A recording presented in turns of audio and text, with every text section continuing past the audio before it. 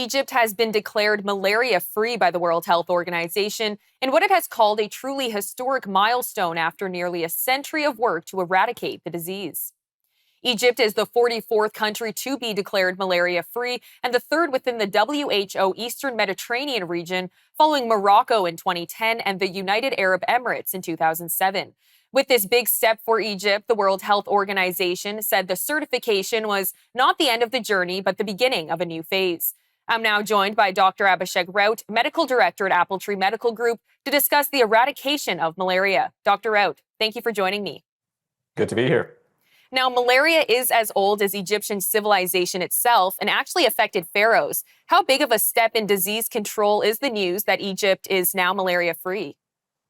Well, it's really hard to state how monumental this news is in the realm of disease control and public health in general. As you mentioned, malaria has been part of Egypt's story for over 4,000 years. And for us to see Egypt now standing malaria-free is just incredible. We note that there's significant, relentless effort over the decades with medical professionals, researchers, and community workers all united for this goal here. I think the achievement's a very powerful reminder of the importance of perseverance in public health.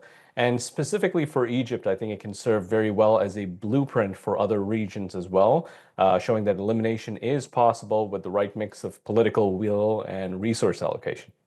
And it took over 100 years for Egypt to hit this point and gain the title of being malaria-free. It took China 70 years. Why does it take a country so long to be free of this disease?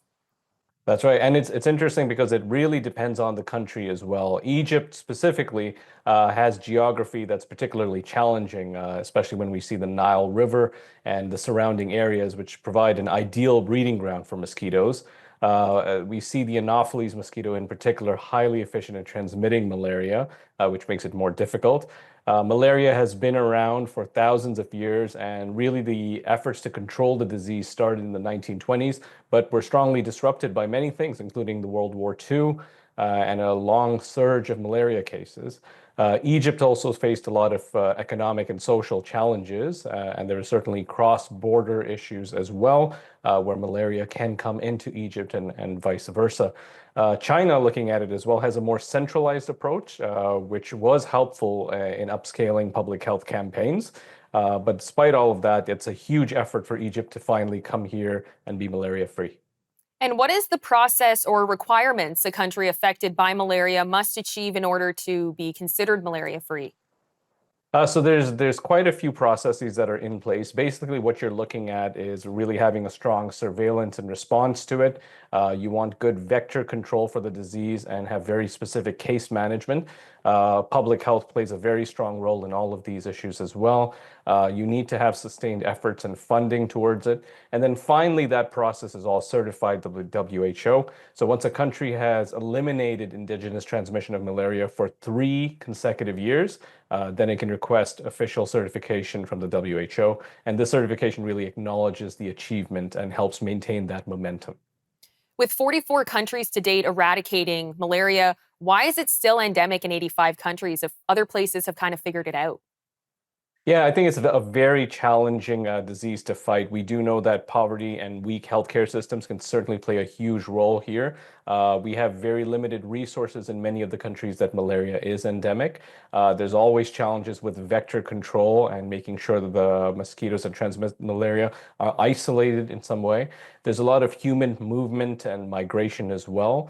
And then finally, there are climate change influences as well. So warmer temperatures are certainly causing more ability for malaria to be transmitted.